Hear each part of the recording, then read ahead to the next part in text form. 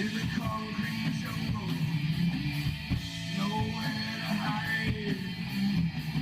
On every corner, Big Brother's eyes.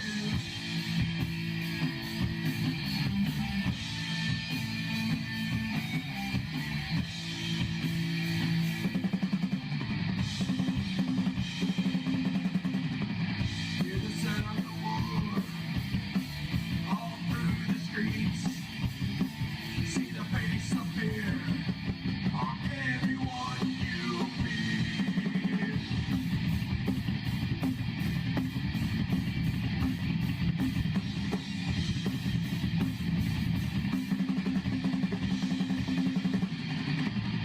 They come on the streets, they speak their lies. We are the people, they won't take us alive.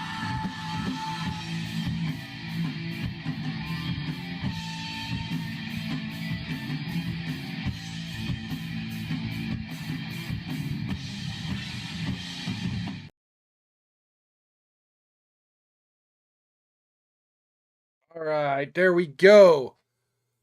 Welcome, ladies and gentlemen, feds and degenerates, cuckolds of all ages. It's that time once again, 6 p.m. Central. You're tuned in to Mild's Culture Plate. Today is Wednesday, November 29th, 2023. We have an interesting show full of news topics for you today. So stay tuned. First off, let me do the thing here. Let me do the my usual introduction. Today's book of the week finally got the Batman Dark Detective Volume 8. That's what I'm reading now. Finally finished with the Death and Return of Superman saga. Technically, there's still this book 5 that's like a whole, like a bunch of mini series about Doomsday, but I finished the first 4. You know, don't need the spin-offs just yet, but I finished the actual Death and Return of Superman saga. It was pretty interesting. I'll give a review later in the show if I have time.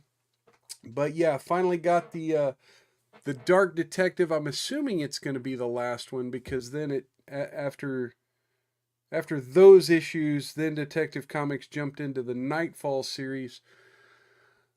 Anyway, so I might be giving a review on that here upcoming in the next week or so, but for now that's what I've been doing. That's what I've been reading.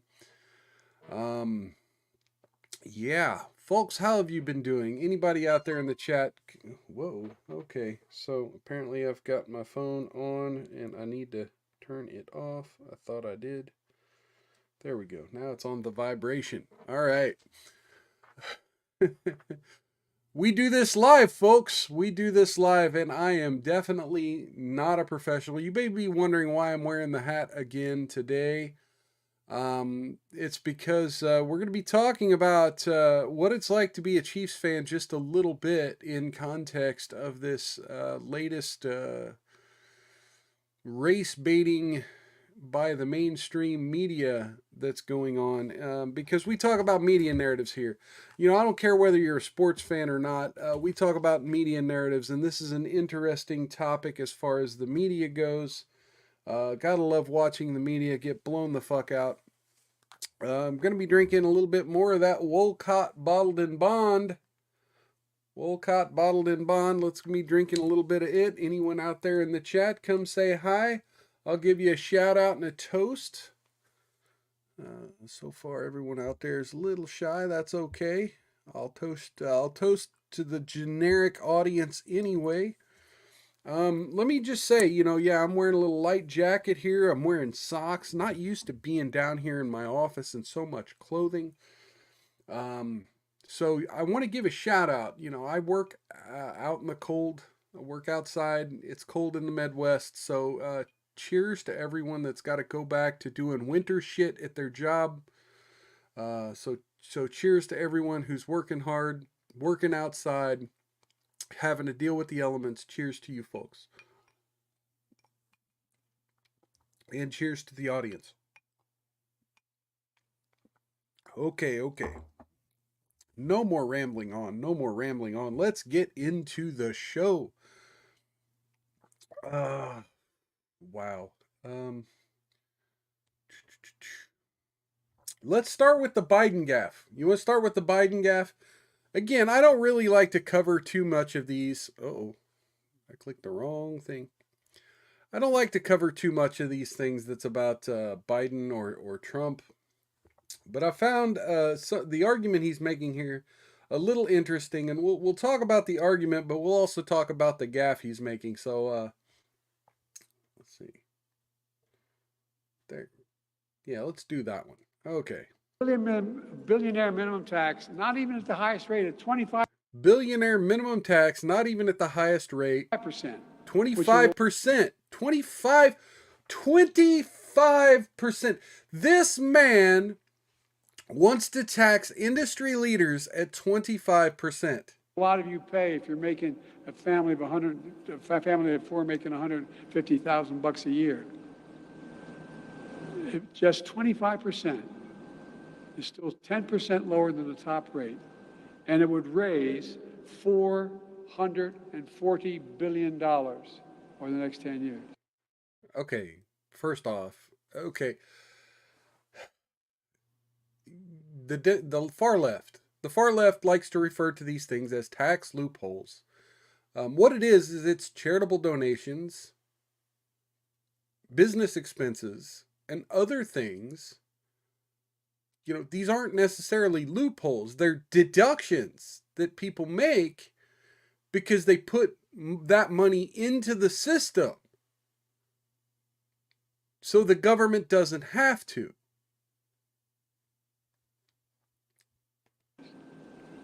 Just paying 25% instead of 8%.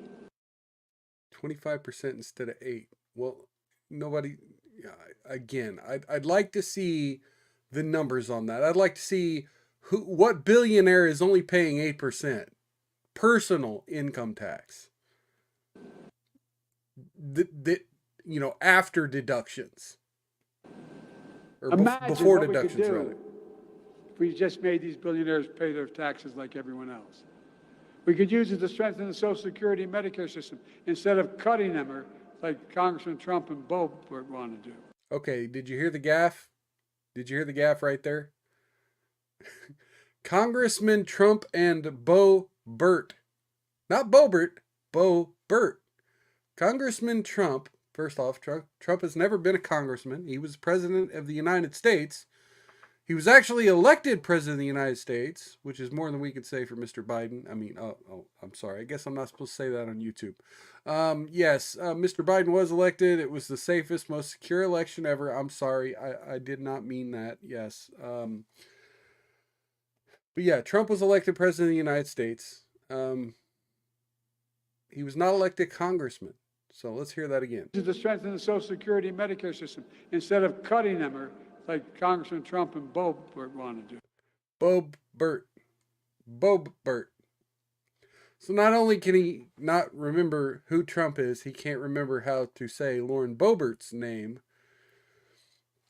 And he's saying that Trump wants to cut Social Security. Now, I have not heard that portion of Trump's platform. I don't know where this talking point's coming from.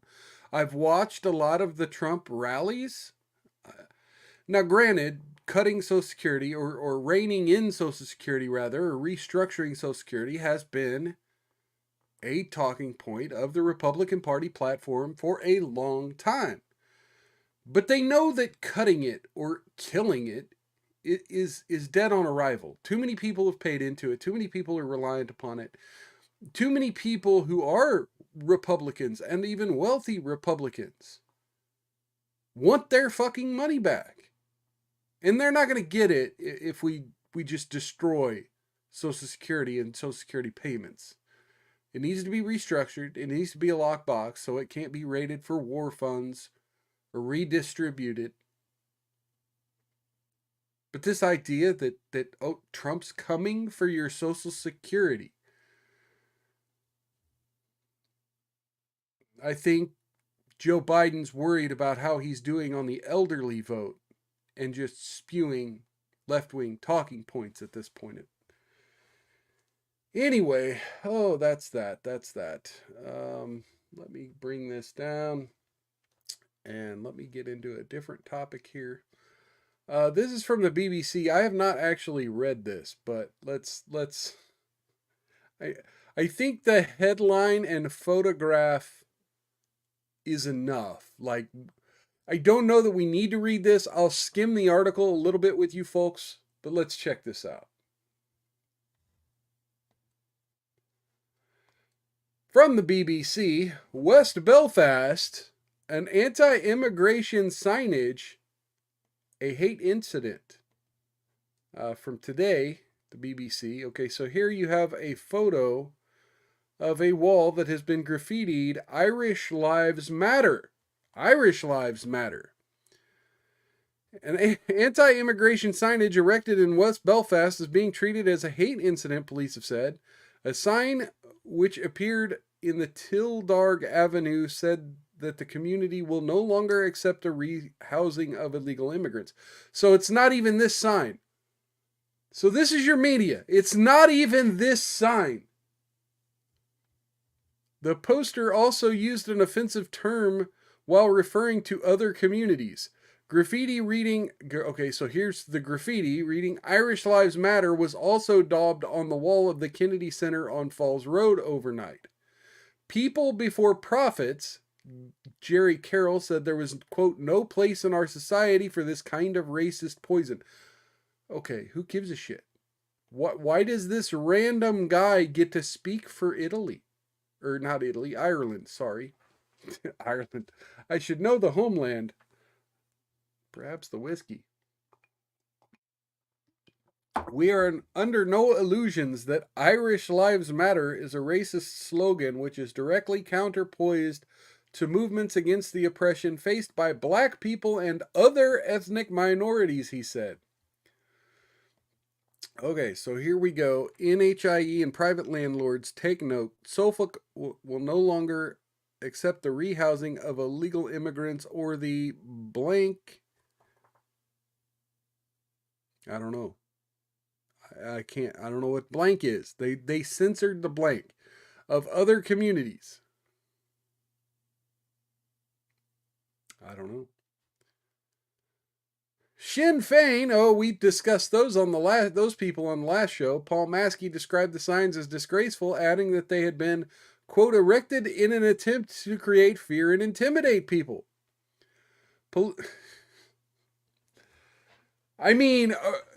Confession through projection, right? When the left wing protests and puts up signage and containing obvious threats, oh, it's just peaceful protesting.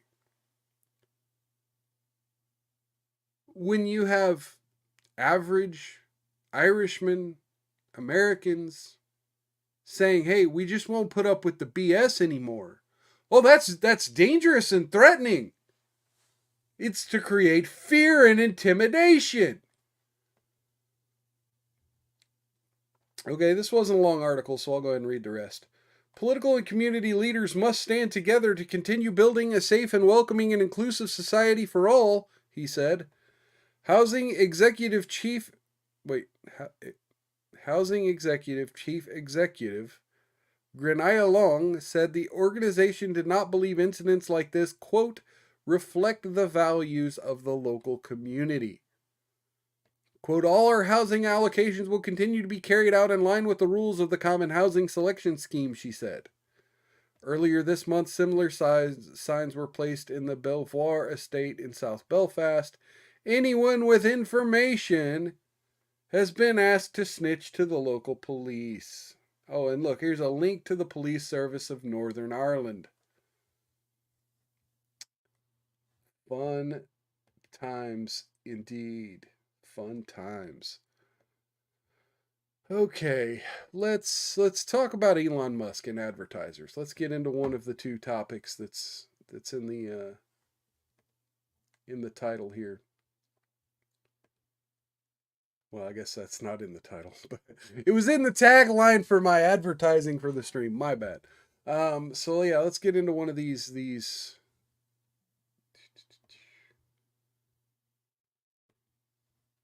All right. So let's see this clip of Elon Musk being interviewed by the New York Times on CNBC here.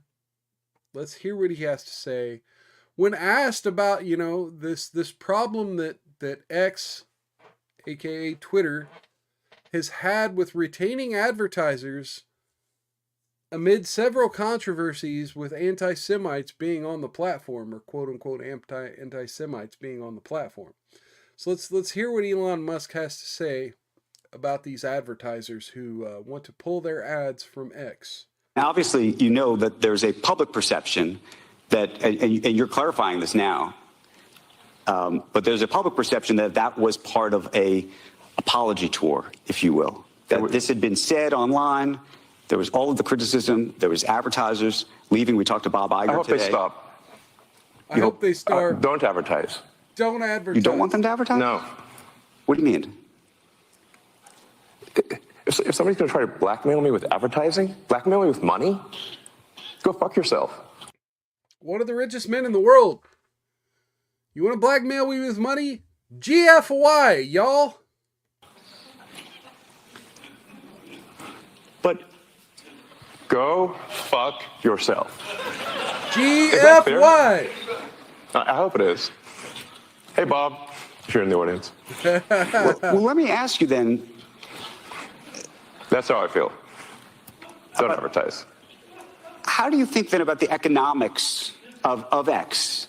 If part of the underlying model, at least today, and maybe it needs to shift, maybe the answer is it needs to shift away from advertising. If you believe that this is the one part of your business where you will be beholden to those who have this view, what do you do? F-Y. GFY. I understand that, but there's a reality too, right? Yes. No. I mean, Linda Yaccarino's right here, and she's got to sell advertising. Absolutely. So, I mean, she doesn't really. She just has to keep X profitable. I mean, we're now at a situation where X is thinking about, charging tiered subscription prices. People are now offering a lot of subscription-based stuff on X. People are making shit tons of money on X right now. If advertisers pull. We the creator, we the tweeters, not myself because I'm not monetized on X. By the way, if you want to help me get monetized on X, please share my social media down in the description. All the links are right there. Anyway, by the way, hit that like button. If you're watching, hit the like button. Okay, let's go ahead and resume the video here. no, totally. No. Actually, what this advertising boycott is going to do? It's going to kill the company. And do you think that and the whole world will know that those advertisers killed the company, and we will document it in great detail. But those advertisers, I imagine, are going to say, okay, we'll document it in great detail. What he's saying is, you want to claim this is due to anti-Semitism, but we'll provide the documentation with who your ads were really shown to. And then when you pulled your money, those people had nowhere to go.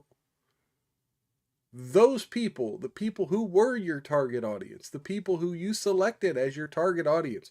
Because believe me, when you do this kind of advertising on social media, yeah, there's a certain number of organic ads, but they will also target your ads to a specific demographic that you ask for.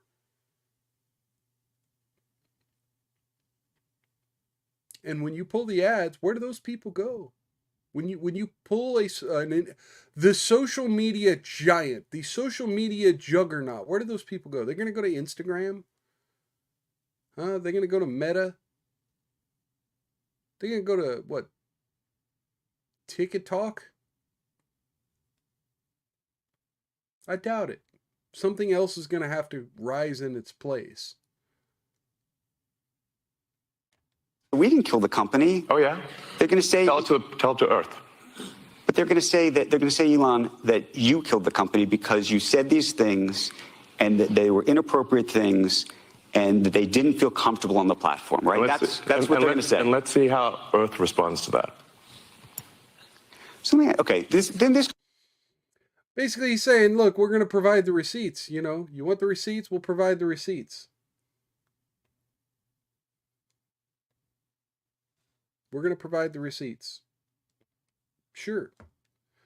Look, I don't believe that Elon Musk himself can sustain an attack from the media architecture of the New World Order. I don't think so. And you know what? I closed a link earlier, and now I'm gonna, let's see.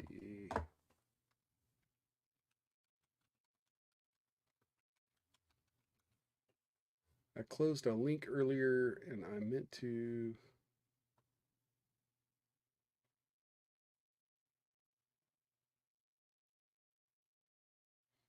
This is a related news story. But anyway, the thing I was saying is, you know, Trump's going to call their bluff, and they're going to call his bluff, and they're going to pump the narrative in the media. Right? They're going to pump the narrative in the media that it's all Elon Musk's fault, that Elon Musk is, you know, a far right conspiracy theorist. Look, apparently he tweeted something about Pizzagate and then deleted it.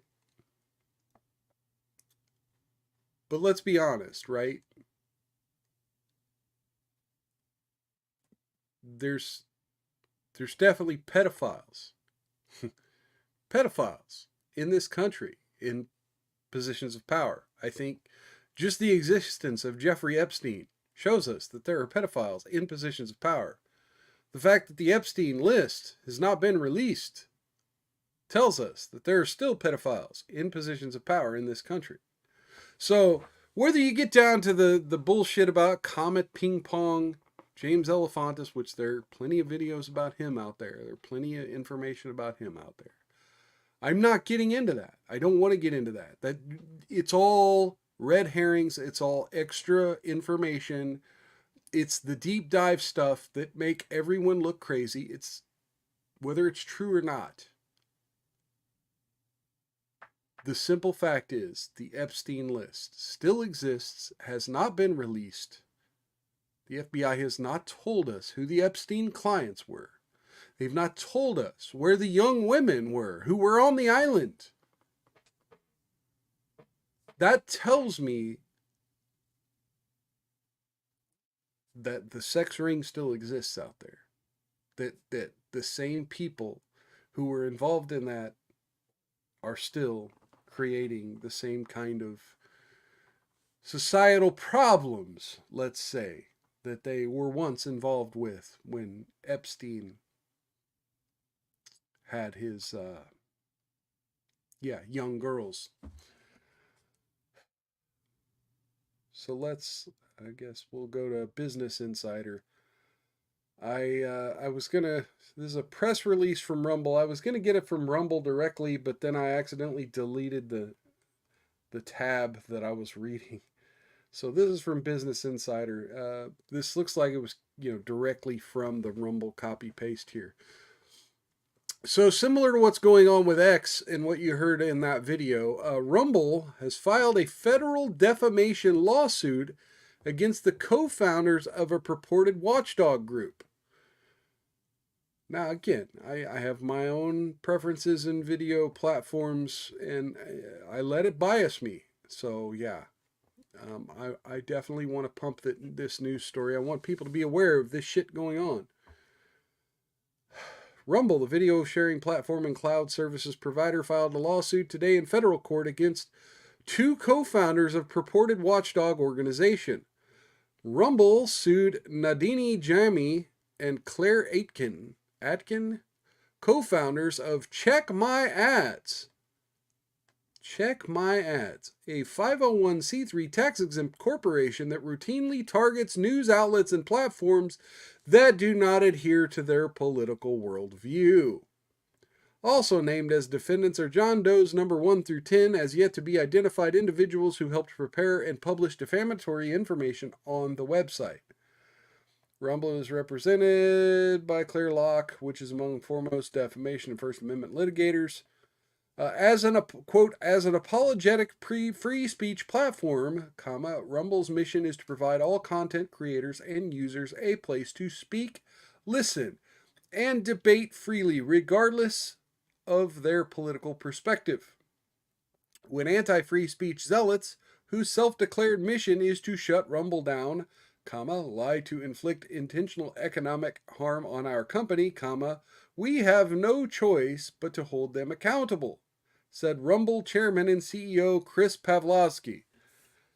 Let me just take a moment and say that I'm definitely not looking for some of those $100 super chats or that Chris Pavlovski goes around the internet doing.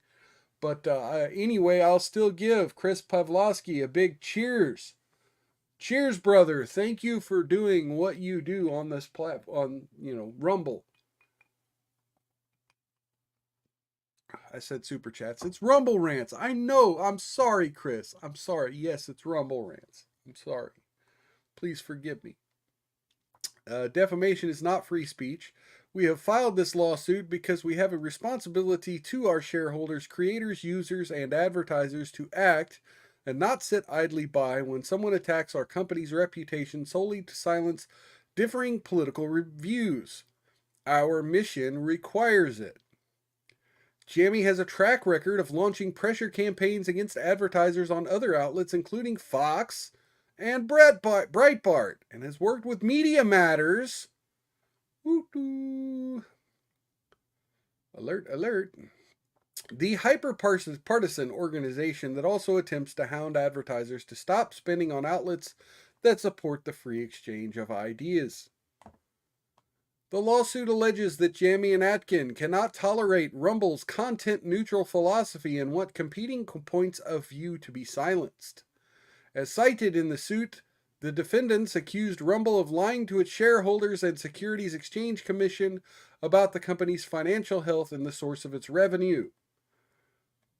Quote, defendants have repeatedly peddled the false narrative that Rumble is primarily monetized by and wholly dependent upon revenue from Google Ads, when in reality Google Ads now represents less than 1% of the company's revenue. The suit states, quote, this narrative is particularly damaging to Rumble. The notion that Rumble is heavily dependent on ad revenue from Google is wholly inconsistent with Rumble's publicly stated mission to be free from the political and economic pressures of big tech. And it is equally damaging to Rumble because it falsely attributes a material and existential financial risk to the company that defendants' stated mission to eliminate Rumble's Google ad revenue will cause Rumble's financial collapse. The suit points out that defendants also knew their claim about Rumble's reliance on Google ad revenue for survival was false, and the defendants refused to correct their statements when Rumble demanded a retraction. In the suit, Rumble seeking actual, presumed, and punitive damages in addition to all costs and fees associated with the case. Rumble's asked the court to prohibit the defendants from repeating their false statements and for any other remedies deemed appropriate. The lawsuit closely follows one filed by X against Media Matters. True Social, another social media company, has similarly sued 20 media outlets. Quote, the irony is that the defendants piously claim to be in the business of protecting all of us from disinformation, but they are the ones lying to the public, Pavlovski said. Quote, this lawsuit opens up another front in the ongoing war against censorship, much like X's recently filed suit against Media Matters, another entity that tries to shut down dissent online, and Truth Social's lawsuit against 20 media outlets. For those of us who value free expression and the free exchange of ideas, it is important to stand up to bullies And people who lie and use intimidation tactics are most assuredly bullies, just as they are enemies of free speech. Okay, and that's going to be it. All right. Oh, wrong button. I always forget to do the right thing. Anyway. So how's everybody doing? Everybody doing good? One in the chat if you're not doing good. If there's something else you'd like me to cover, one in the chat, or just tell me in the chat what you'd like me to cover.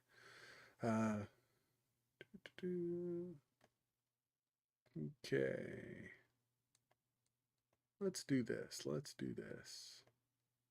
Okay, we got basically two major stories left. But let's do this. Let's do this one. Let's watch this video. This went semi-viral. This went semi-viral, and I want to talk about this just a little bit, right? Let's listen to what this woman has to say. This mom of 2 kids can't hold back tears while talking about her bills, despite she and her husband making good money. We both have good jobs. I'm a nurse. I'm a registered nurse. I work full-time. He works full-time. We just got paid this past Friday, right? We paid the mortgage, bought some groceries, put some gas in the car. Guys, it is Tuesday. And we have like $200 or $300 to last us until next Friday. We don't live in a big house. We live in a little ranch, 1,100 square feet, 3 bedrooms, 1 bath, us and our 2 kids. Okay, 3 bedrooms, 1 bath for 4 people. Okay. It's not like super slummy, but it's modest. It's a modest, somewhat modest middle class living. And what she said was, you know, it's Tuesday, right? So they just got, I'm assuming they just got paid Friday. The income just came in on Friday. It's now Tuesday. Like Saturday, Sunday, Monday, Tuesday. 4 days later. And they don't get paid till the next Friday. And there's $200 in the bank. For 4 people. I make good money. He makes good money. We don't live above our means. I don't know what less than paycheck to paycheck is. What is that? Poverty. As a registered nurse. With a husband with a second income. Somebody has to do something to change this. I don't know what to do. I'm so stressed out. This isn't how it's supposed to be. Now what? Now what?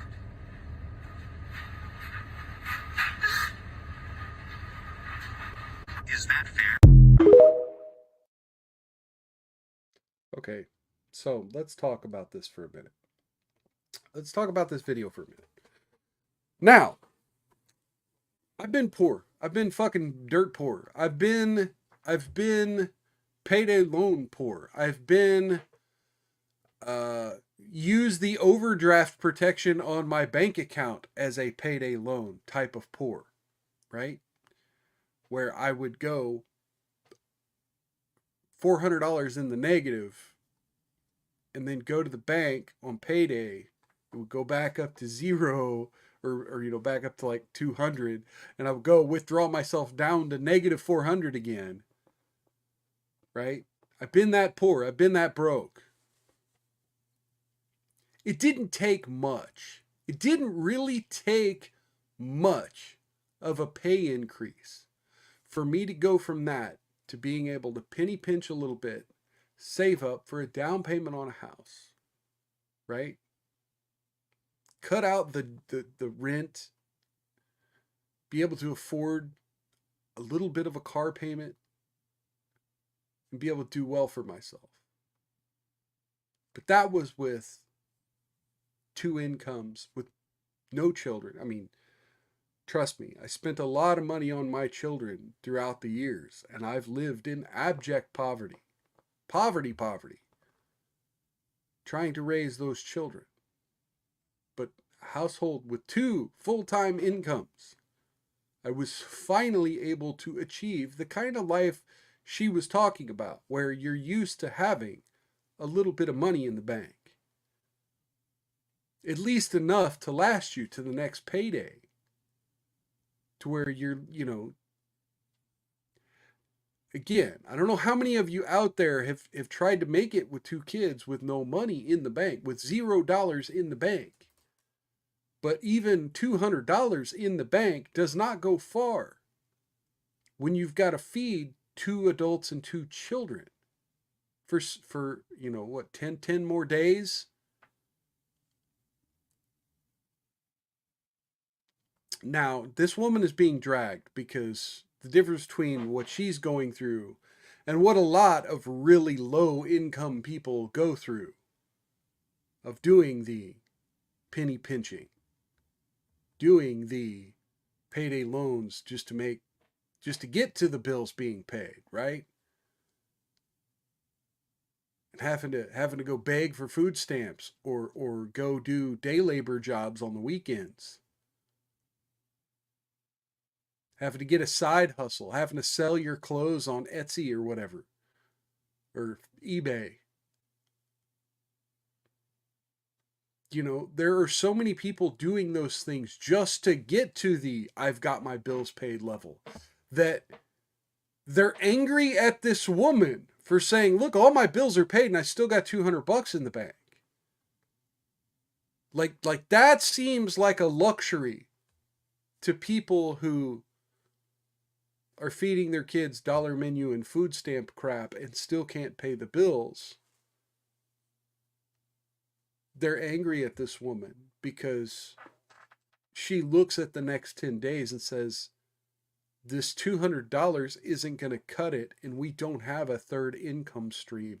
We don't have the ability to take out another payday loan or a loan. We've already got this mortgage. It's this weird thing where, as Notorious B.I.G. once said, more money, more problems, right? Like, yeah, she's not starving. Her lights aren't going to be shut off next week. But, in a way, there are pressure valves you can take advantage of if that becomes a risk. But when you have 2 full-time incomes and you're making that minimum, medium, middle class level of a wage, and you're doing all right, the safety net under you disappears. Like there's nothing you can do but go, you could essentially go back to living like that, or go back, go to living in a shack or trying to get food stamps. But if you're making an income, good luck getting more than $1 or 2 food stamps a month. It just doesn't happen. So the safety net of thousands of middle-class Americans is evaporating. It's evaporating. And, the gas prices may be going down because we're within a year of an election, folks. Gas prices always go down in an election year. So gas prices are relatively cheap right now. Relatively.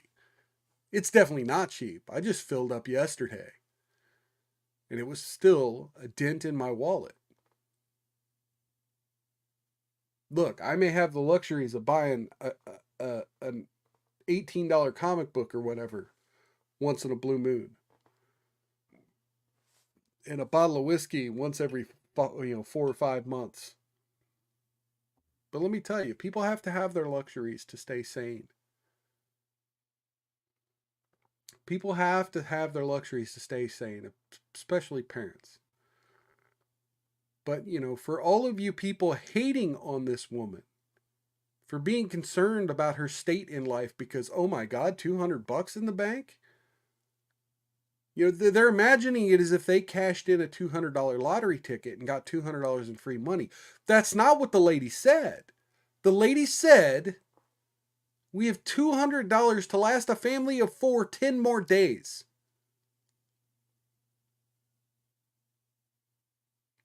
Now, again, if you're forcing the kids to eat home-cooked meals that you've had frozen in the freezer, you know, and TV dinners and you know, the nastiest stuff you can find on a grocery store shelf, you're forcing your kids to eat those kind of calories, you might be able to make it. You know, making giant family pots and then having to eat the leftovers, you might be able, you know, to pull that kind of thing off, you know, assuming the kids have no other needs for the next 10 days. But she didn't mention getting groceries. She mentioned paying the mortgage, paying the utilities. I don't know. Let me double check. That whole beginning part went pretty fast. Let's watch this mom again. of 2 kids while talking about her bills, despite she and her husband making good money. We both have good jobs. I'm a nurse. I'm a registered nurse. I work full time. He works full time. We just got paid this past Friday, right? We just got paid this past Friday. Paid the mortgage. Mortgage? Bought some groceries. Okay, so they did buy groceries. My bad. My bad. They did put some gas in the car. But look, if you ever know what it's like trying to drive around a couple of kids and all their stuff, and then going grocery shopping and doing all the things a family needs to do, plus your commute to work, right? One tank of gas does not last you 14 days unless you got a pretty short drive to work.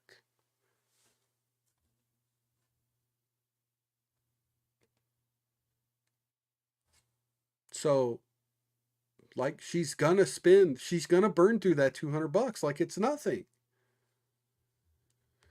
She said bought some groceries. Well, look, fruits and vegetables don't tend to last a whole lot longer than a week. So if they bought the fruits and vegetables on Friday, they're not going to make it to next Friday. They're going to have to buy more groceries.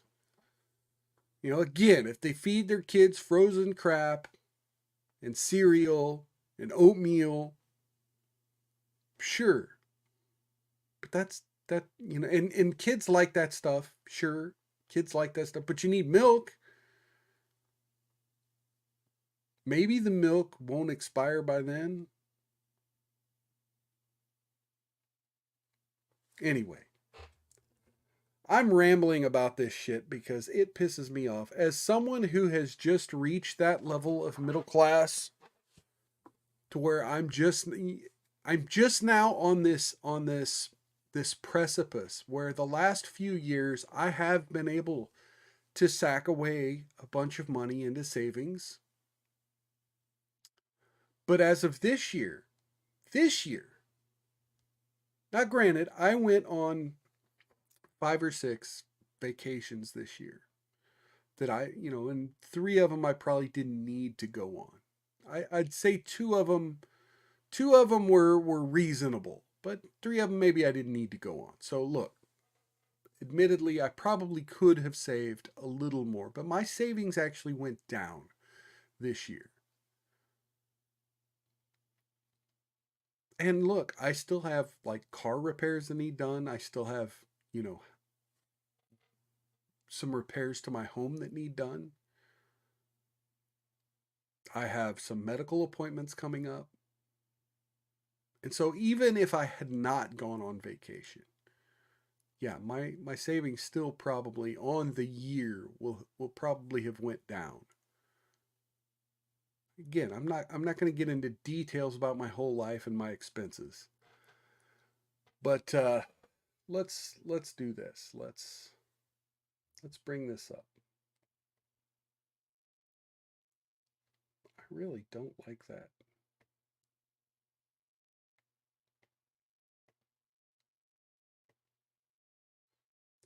Financial fragility is worst in decade for households, New York Fed says. The ability of U.S. households to cover an unexpected $2,000 expense is at the lowest level in a decade, the Federal Reserve Bank of New York said. Only 65.8% of surveyed households said they would be able to come up with a $2,000 if an unexpected need arose within the next month, according to the New York Fed's latest survey of consumer expectations and credit access, which is conducted every 4 months. That's the lowest since the series began in 2013, the New York Fed said. In 2022, the average reading was 67.5%. Now understand, that's coming up with the money. That includes like getting a loan. That includes like having the gap on a credit card, having that much available on a credit card.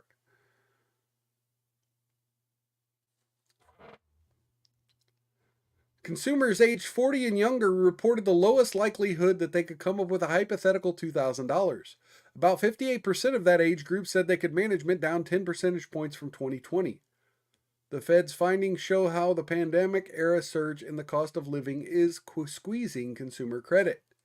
The share of cardholders seeking an increase in their credit limits jumped to 17.8% last month compared to 11.2% a year earlier. The increase was the largest among those with credit scores that are well below U.S. average. Meanwhile, lenders were more apt to reject would-be borrowers. Now, mind you, remember, interest rates are also fucking up right now. Interest rates have been great for the last few years, but now they're going up. And yet people are still seeking more credit. Reported average rejection rates for credit cards, auto loan, and mortgage loan refinance applications in 2023 exceeded those in 2022, the New York Fed said. About 1 in 5 credit card applications were rejected this year, and the average rejection rate on mortgage refinance applications increased to 15.5% from 9.9% in 2022. So about 1 in every 6 person asking the bank, hey, can we restructure our mortgage? Can we refinance? Can we restructure this deal? Can we look at the equity in the house and get a little bit of money out of it? I guess that'd be more of a home equity loan, but mortgage refinancing.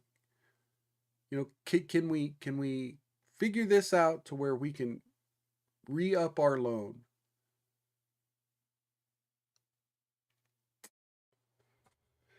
Meanwhile, better off American households are turning away from loans that have gotten expensive after the Fed hiked interest rates.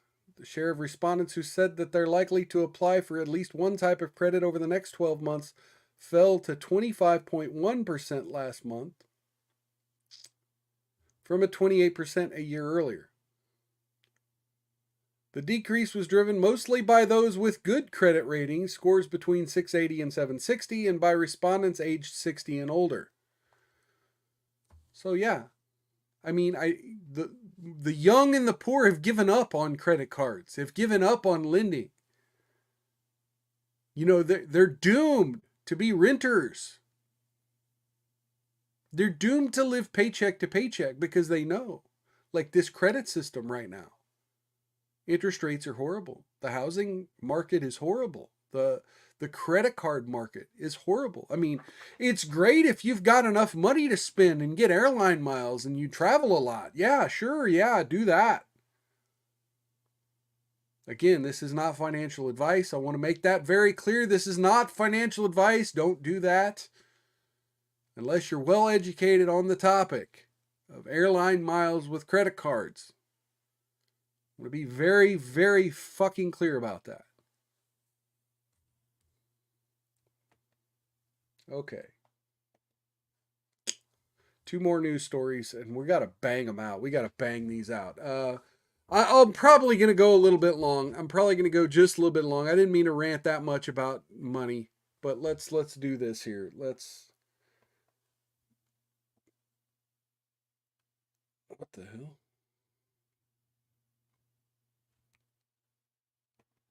Let's do this. How you guys feel about this here? Washington Post, now this is from Mediaite. I would have brought up the actual Washington Post article, but the thing literally read like pornography fan fiction, and I don't want to be reading that on the air here.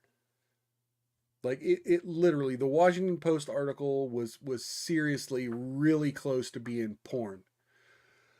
So Washington Post drops eye-popping report on the quote MAGA doms and libtard subs infiltrating kink communities.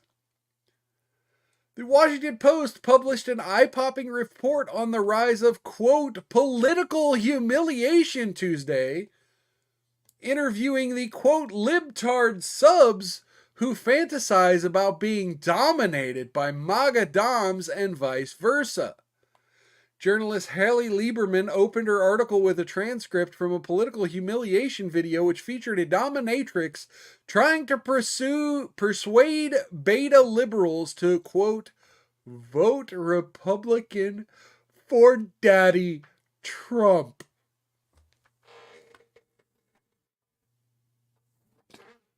These soy boys, dude. These soy boy liberals. Holy. This is a thing, yo. The dominatrix who voted for former President Donald Trump twice but now supports Ron DeSantis told Washington Post she, quote, earns 6 figures annually with her niche content. Y'all, if you're a hot woman out there, find yourself a cash pay pig and just shit on his face and call, you know, Donald Trump daddy. 6 figures, holy shit. Lieberman also spoke to a 33-year-old Republican whose day job involves monitoring politics and liberal media for an unnamed radio host, but who runs the fetish group MAGA Doms and Libtard Subs, Doms and Doms and Libtard Subs by night. On MAGA Doms and Libtard Subs, member post requests such as looking for MAGA Dom to, quote, red pill me and convince me to share my wife, wrote Lieberman, who reported that one man, quote, described his fantasy wearing a Trump dog collar and being walked around a Walmart to pick out a dog bone. Oh shit. These men, these men, these dudes. Oh, come on. Folks, I know we've got a few people watching out there. Somebody's got to have a comment on this stuff. Come on. Chat with me. Another man who described himself as very, very, very much a liberal told the Washington Post that he fantasized about Representative Marjorie Taylor Greene of Georgia and Lauren Boebert of Colorado to forcing him to, quote, vote straight red Donald Trump. Yet another person reportedly fantasized, quote, about having sex with people she finds repulsive, including Trump, Osama bin Laden, and Hell's Angels bikers. Lady, come on. The article also documented Republicans who fantasized about being punished for voting for President Trump. A 60-year-old male dominatrix, okay, so here we go, named Master Black Satyr Dragon Wolf. Is that your given name? Is that your birth name? Is that your Christian name there? Master Black Satyr Dragon Wolf told the Washington Post that he engaged in BDSM with a 22-year-old straight college student who wanted, quote, to be punished by a person of color because he voted for Trump. During their encounter, Wolf reportedly told the student, I will tear your ass apart if you ever vote for Donald Trump or any other stinking conservative Republicans. I'll let you go into moderates, but if I hear Trump or Cruz or any member of the Bush family, you're not going to sit down for days. Ladies and gentlemen, degenerates, the lot of you, we're all degenerate. We're all guilty of some of this. Not this bad. Oh my God. Look, my favorite part of the article, looking for a MAGA Dom to red pill me and convince me to share my wife. Look, you got the wrong idea. Red pill's not going to tell you to share your wife. They're going to tell you, respect your fucking marriage. Like that's red pill. These folks. All right, now the headline. The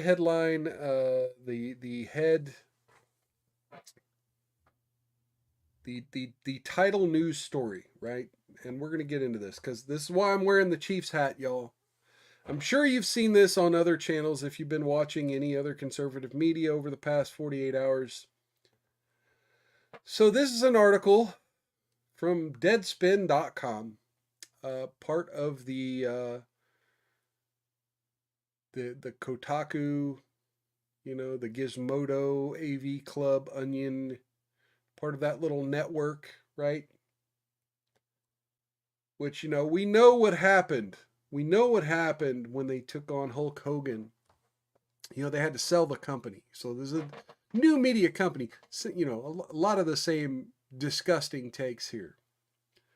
The NFL needs to speak out against the Kansas City Chiefs fan in blackface and native headdress.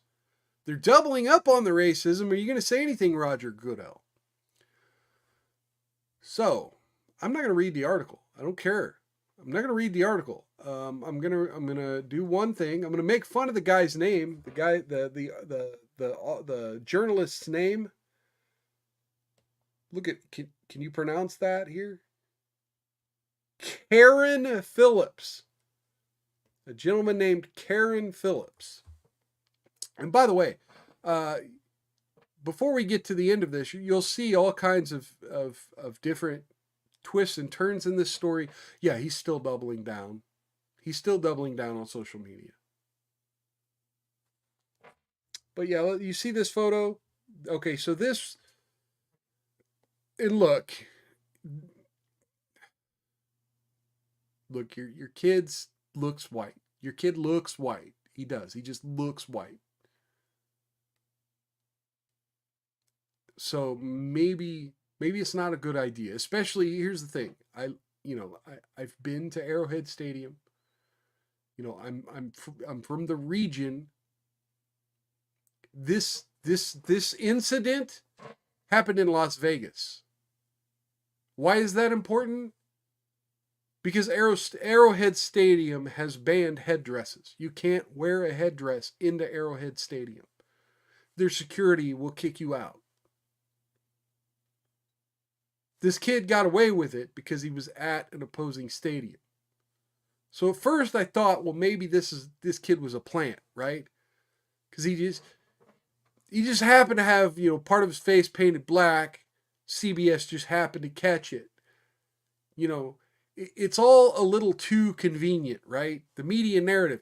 And trust me, we have been bombarded every year in the Kansas City area with news articles about how, the is racist, how the name's racist, how having the war drum in the stadium is racist, and if you knew about these things in the Kansas City area, you would understand.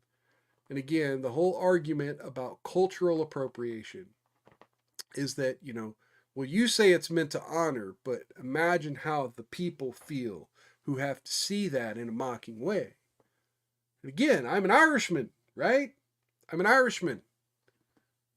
I'm not offended when I see a Lucky Charms box. I'm not offended when I see someone wearing a Notre Dame t-shirt. Right? I'm not offended watching Leprechaun in the Hood. Leprechauns don't offend me. The idea is, look, even if other cultures get your culture a little bit wrong when trying to honor you, as long as they're not setting out to mock you and insult you, I think that's the important part. But anyway, here's the kid's mother. This has nothing to do with the NFL. Also, CBS showed him multiple times, and this is the photo people chose to blast to create division. He is Native American. Just stop already.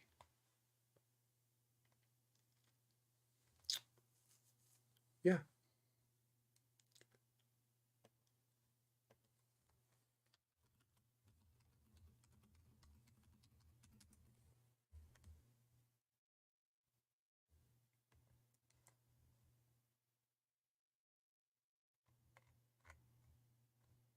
So here's a picture that was also shown on Facebook. Look, the kid's got a Travis Kelce water bottle. Right? And half of his face is red. And again, so first it came out that half the kid's face was red, and the guy in the article, Karen, right? Karen who wrote the article was like, well, that's even worse. Red face for an Indian, right? Red face for an Indian. But, you know, like the mother wrote, he is Native American.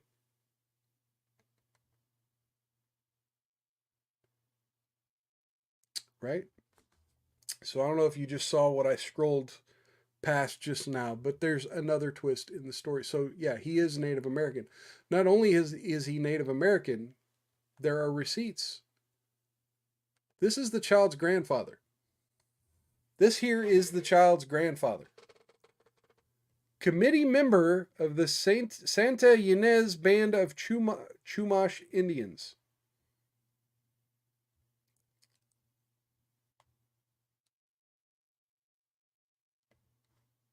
Let's go to the About page for the Chumash Indians.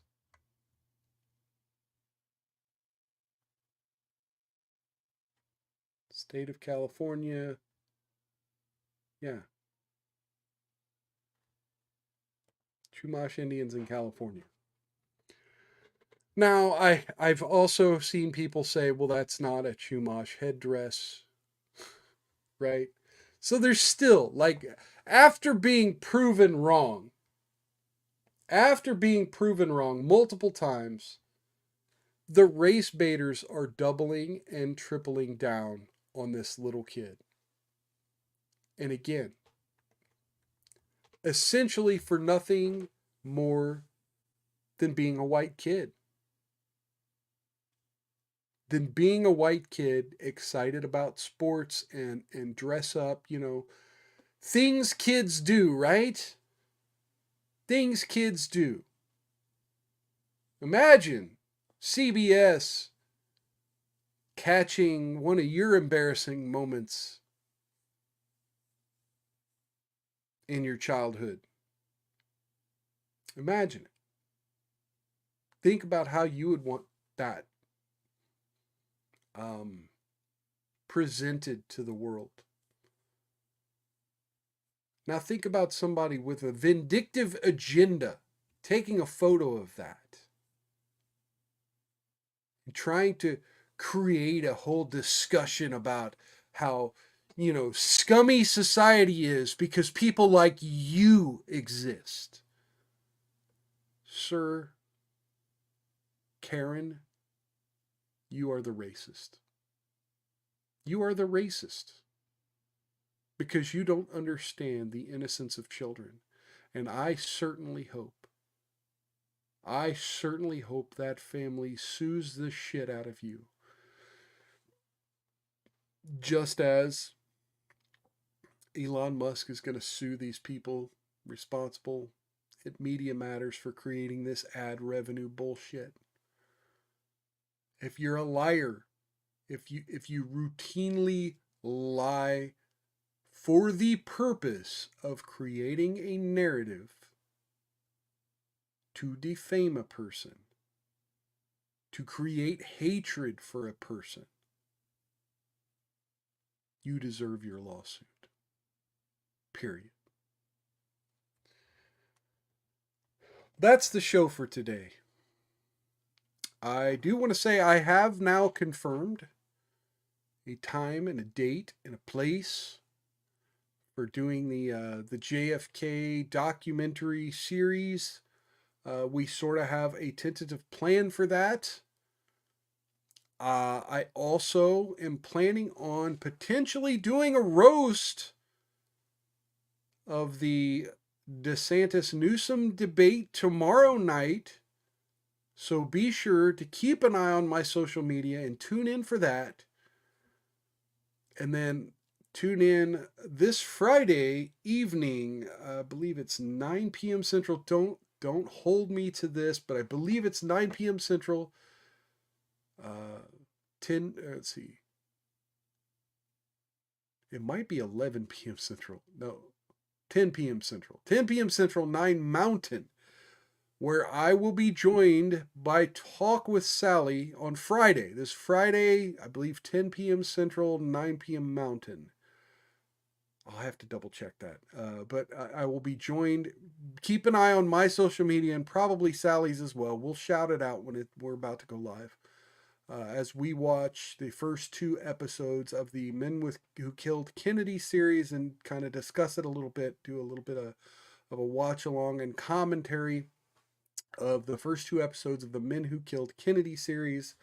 That's going to be The Coup d'etat and The Forces of Darkness, which were released on ITV in 1988. We're going to be kind of covering those 2 episodes. It's a 9-part documentary series. We should be doing it in, I believe, 5 parts.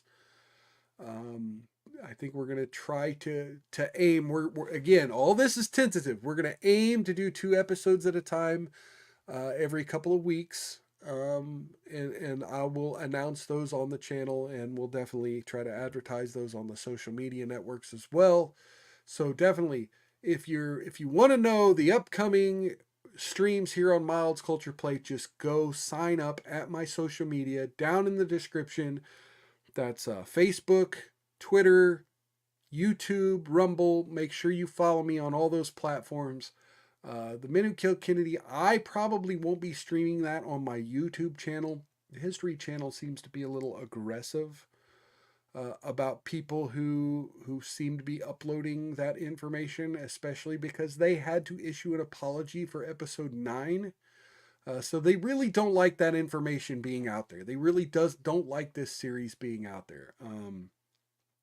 So please join me and Talk with Sally this Friday night for the Men Who Killed Kennedy watch along and commentary. And join me tomorrow night as I cover the Florida-California governor versus governor debate of conservative versus liberal policies. And as always, join me Saturday. So you're going to catch me every day for the next 4 days. Tonight, tomorrow, Friday, and Saturday. Catch me every day from now till Sunday. Right here on Miles Culture Plate. Come in, join the chat, say hi, get your toast, get your shout out. Come on, do it. Cheers to all of y'all. And in the meantime, hit that like button. Hit that like and follow. If you're new here, watch another video on this channel. Just watching a second video after watching a live stream does great on algorithms for all the platforms. Share it on other platforms. That's another good thing to do to help the algorithm. If they know that the traffic is coming from Twitter or Facebook, YouTube tends to like that traffic better than just, resharing it on YouTube or whatever. But yeah, definitely comment. Do all the things. Comment, subscribe, hit the bell for notifications. Do all that. And in the meantime, take care of yourselves. Take care of one another. Outlast the haters. That's important. I don't emphasize that enough. Outlast the haters. Here, let me put up my logo here. Outlast the haters. Outlast the haters. You got haters fucking with you. Don't get mad. Don't get picky. Don't turn into a Karen. You got a hater coming after you. Just know they're just a fan. They're a fan. Right? Nobody hate watches a person more. Nobody cares more about your failure than somebody who's hanging on your nuts for every move you make. Hey, they're just fans. They're just fans who convince themselves to be haters. So outlast those haters. Don't get any on you, and if you do, rub that shit in real good. Catch you next time on Miles Culture Play. Take care, everybody. Good night.